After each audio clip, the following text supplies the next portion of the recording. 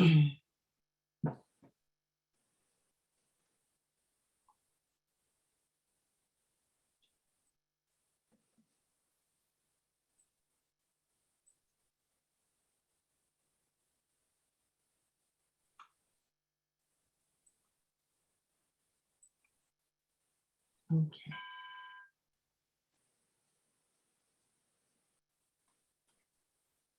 Okay.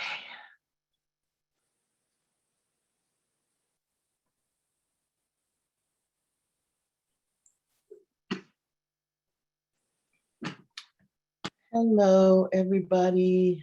Let me just kind of give each other a warm welcome wave.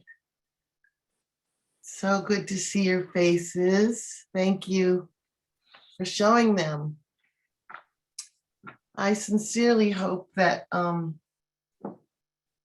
something is said either by me or a teacher that I'm quoting that really helps ease your journey. We're all comrades. We're all on this path of peace. And some days are easier than others. Some situations are easier than others. Tonight, first of all, welcome to Insight Meditation Community of Charlotte. And I'm Debbie George, one of your Dharma leaders. Very happy to be here tonight. Tonight, I'm going to talk about equanimity. So this is a mental attitude of balance. And in parentheses, the title is, and how we can get more of it. So you might think of it as kind of like the eye of the storm. We're all in various kinds of storms every day. If it's not the pandemic or whatever is going on, life is always challenging. So just want to start by sharing that I've had this sticky note on my computer screen for a long time now. And it has new meaning for me now that I've focused on equanimity. It says, being okay if it happens and okay if it doesn't is a very powerful place to be. And since I've been focusing on equanimity, I wonder, should the word be peaceful or powerful place to be? I've come to realize it's a balanced, easeful place when you're okay with whatever has to be. So tonight we're going to have 3 goals with regard to equanimity. First is to understand it better. Second is to learn what promotes it, what creates the conditions for it, and then how to practice it. Okay, those are our goals. So what is equanimity? You might know it most readily as the 4th of the Brahma Viharas. So the first is metta, loving kindness. Then it's karuna, compassion. Mudita is empathetic joy, the joy for others' happiness and joy in your life. And this one, equanimity, Jack Kornfield describes it as peace. So it's the 4th of the divine abodes, the places where we can rest our heart and mind. It's also the 7th of it's sort of the culminating of the 7 factors of awakening, which we're going to be hearing about this fall. It's the fall series that will be starting later this month. So it begins with mindfulness, investigation, goes to energy, rapture, calm, concentration, and the 7th factor of awakening, equanimity. Okay. It's also the 10th of the 10 paramis, the qualities we want to develop to bring us nearer and nearer to nirvana or freedom from suffering. It's number 10, along with wisdom and generosity and patience and determination and many other qualities that we want to develop. So it is and it's in the teachings in more places than that. Those are the primary. But what is it really? So Merriam-Webster synonyms we'll start with: calmness, collectedness, composure, cool, and stable. Merriam-Webster's definition, which I think is very worthy of the Buddhist teaching. 1, it's evenness of mind, especially under stress. And 2 is right disposition, balance. An example that the dictionary offered is: the most successful athletes find a way to maintain equanimity in the face of disappointment and failure. So it's not easy. It's not easy. Wikipedia is always a good source too. Let's see what Wikipedia says. It says, in Buddhism, equanimity, in Pali, the word is upekkha, is one of the 4 sublime attitudes and is considered neither a thought nor an emotion. It's rather the steady, conscious realization of reality's transience. Reality's flex and flow, constant change. Okay? It's the ground for wisdom and freedom. So in our Theravada lineage, equanimity is also referred to as neutrality of mind, neutral mind. It's defined as a mental attitude of balance, detachment, and impartiality. So now this gets tricky. This word detachment and impartiality. No wonder the near enemy, what it can masquerade as, is indifference. Okay? It implies not caring. It can appear cool and balanced. But equanimity without caring concern is not, an attitude without caring concern is not equanimity. And I've fooled myself with this, with not caring and thinking that I'm experiencing a spiritual state. Oh, look, I'm easy about this. And really, there's just sort of a throwing in the towel, a surrender, and not really caring. And that's not equanimity. So I watch for that now. I really want to be sure that I care. Sylvia Boorstein writes in her book, Happiness is an Inside Job, regarding equanimity. Becoming equanimous means, for me, forgetting less often the 3 things that are fundamentally true.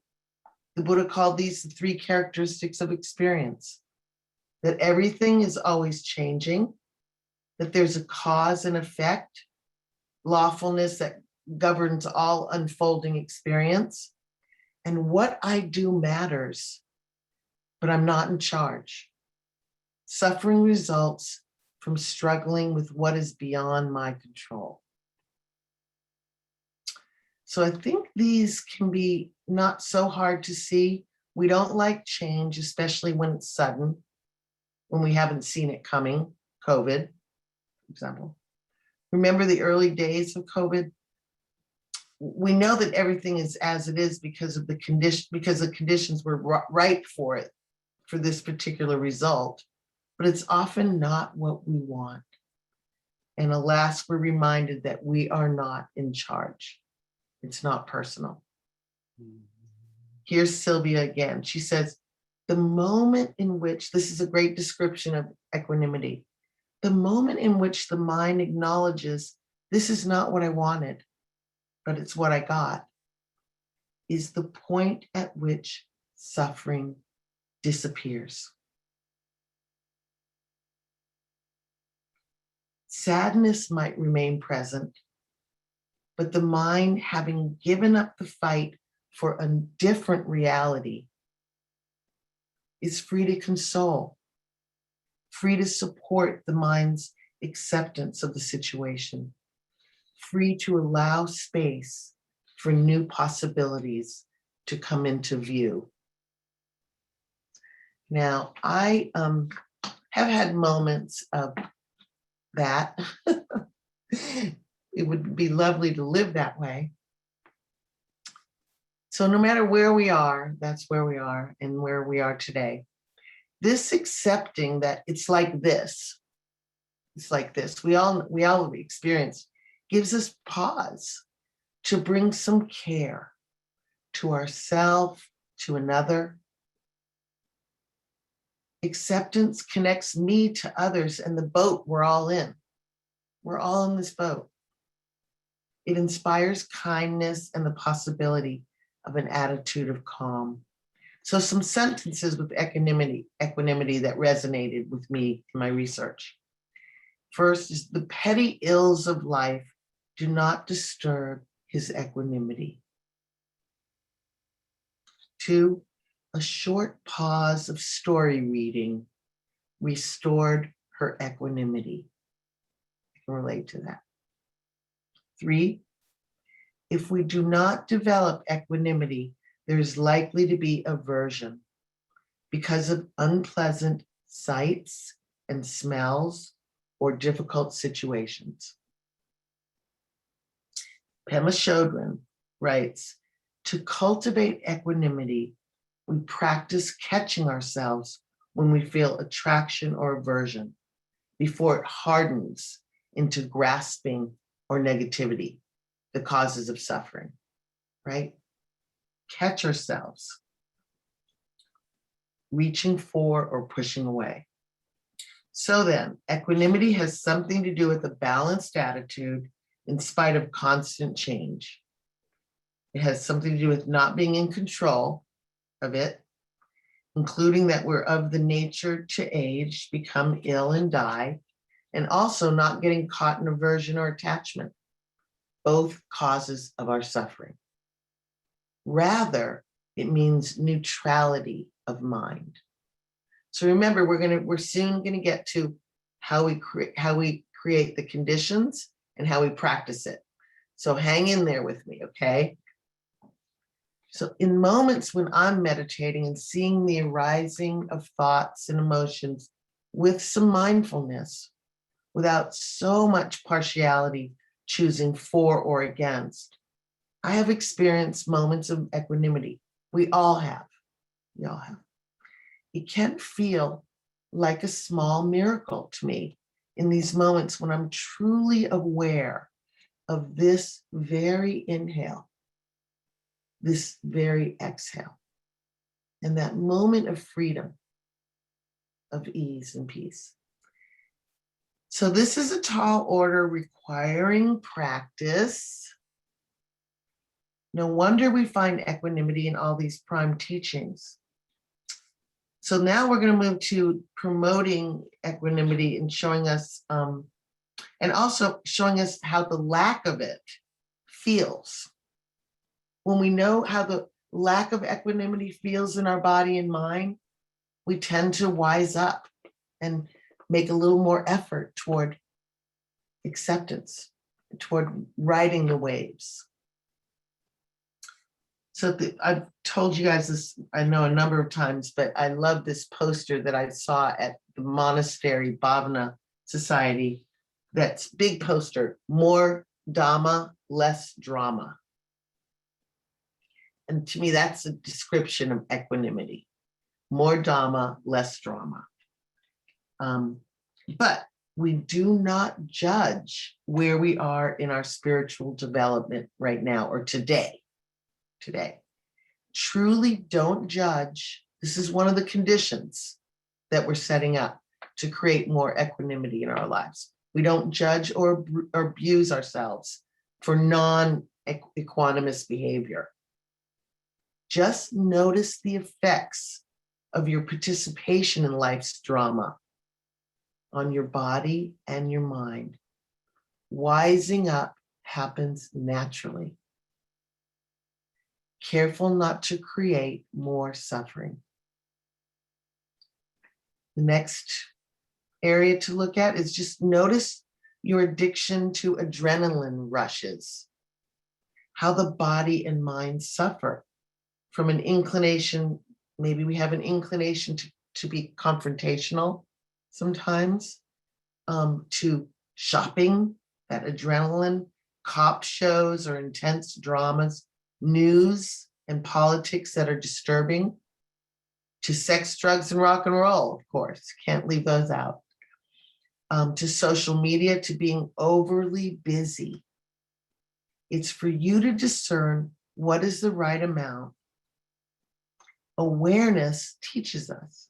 We just want to tune in and to notice what it feels like in us, that non-equanimous kind of attraction. So we can, over time, we develop more of a taste for peace. I know this is so true in my life, that I've seen, my reducing my craving for excitement and the stimulation of dramatic events. So for now, we just experience the agitation without judgment or demands that we need to change. We don't have demands that we need to change. We just start noticing. So we also can ask, what is my tolerance for quiet, for being alone, for calm experiences of nature, watching sunsets, bird watching, walking in the woods with your phone turned off. Anytime your phone is turned off, can you be at ease? So there, as we all know, there are miracles going on right outside our door, the intricacies of spider webs to amazing flowers to clouds. Maybe you saw the story of that story that went around, that world-renowned violinist who was in the subway, and most people didn't even notice him, just passed right by. It's like one of the best violinists in the world playing in the subway. So, we're just so busy. We're just so caught up. Here's a quote by Dharma teacher Trudy Goodman. She said, "In some circles, being busy and unavailable has become a measure of one's worth. Knowing how to calm down in any context sounds like a tall order. Luckily, each time we sit or walk or do whatever we're doing with the intention to be present and release everything that came before and whatever may follow, we're actually developing the skill. Every moment we choose to be here, we're forming the habit of showing up for our life, to be more gentle with ourselves, to let go of the need to hurry." So you get the idea. And now these are thoughts about, these are more thoughts about creating the conditions. Those were thoughts creating the conditions. Now we're going to move on to practicing. And these are what I use and you'll have other ideas. And I really encourage you to kind of write down your ideas of your moments of experiencing equanimity. So I'm aware when I get a clear hit on the presence of equanimity. I try to be aware, to notice that in this moment, there's no reaching or pushing away anything. Getting that real hit, naming it. This is balance. This is equanimity. It feels like this. Peace feels like this. Noticing this one breath fully is a moment. I might say a sweet spot, right here, right now. Next is remembering that I'm perfectly imperfect. Perfectly imperfect. It's a nice mantra that I got from Dharma teacher Wes Nisker. And it feels so spacious just to remind myself, perfectly imperfect. But that, balance, the next is balanced body, balanced mind. There's some truth to this, that we attend to the care of the body, exercise, sitting with awareness of ease and balance, avoiding overeating, blah, blah, blah, blah, blah, taking care of the body. The next is playing with a dog or cat, or going to the park and watching animals, or videos of puppies or kittens or babies. My teacher would often start her day, she told me, with puppy videos. It would set a tone of happiness and lightheartedness, a tone of metta, a mental attitude of contentedness, balance. So now, for this next one, don't judge me, everybody, okay? Don't judge me. I'm going to suggest that you talk to yourself out loud, okay? It might be new advice for you. You might not have heard this advice before, but out loud, I do recommend being alone when you're talking to yourself out loud. And using gentle, sweet words to encourage and wish yourself ease of well-being. It's just metta that your ears hear. It gives it a little more punch. And I find when I do that, I'll speak out more metta to other people out in the world in the day. So I encourage you to try it. The next is remembering impermanence and trying to let go of negativity. So if there's anger, Thich Nhat Hanh says to picture the person in 100 years and yourself in 100 years. Hint, you're not going to be doing much. It can help you forgive. Next is embrace the fact that we're all going to the same destination, walking each other home. We all want the journey to be peaceful. In January, I'm just going to tell you, this year, I'm starting a year-long journey with 5 other people based on the book from Stephen Levine called A Year to Live, How to Live This Year as If It Were Your Last. And it's a guided journey through the whole year. And I'm looking forward to it. Of course, the goal is to live more fully with more peace and ease and more equanimity. The next is always good to have a sobering quote by Jerry Garcia. So here you go. He said, whatever kills you. And your death is authentic, no matter how you die. Like I said, sobering.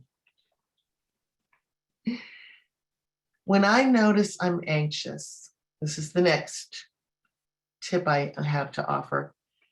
I may focus on the metta phrases, may I feel safe and protected for almost the whole of the sit.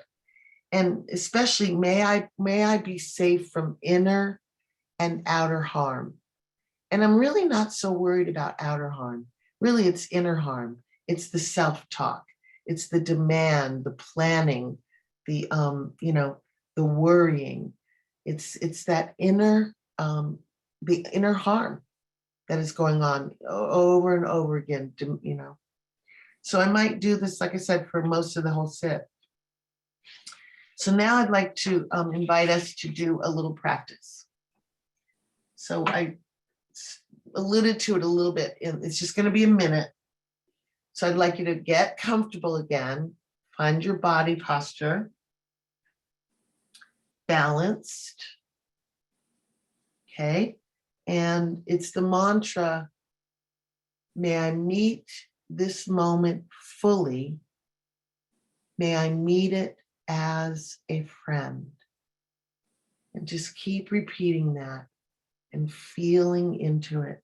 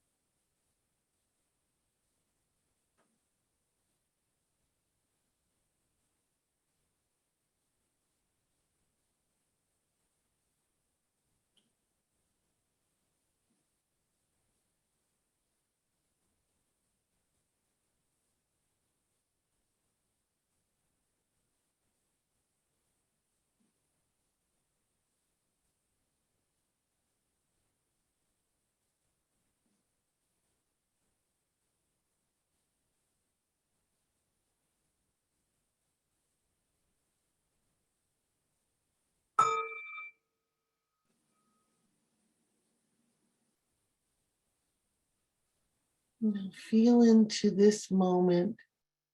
Check in to possibility of equanimity in this moment. Balance, heart and mind. And thank you all for your attention. Appreciate you being here.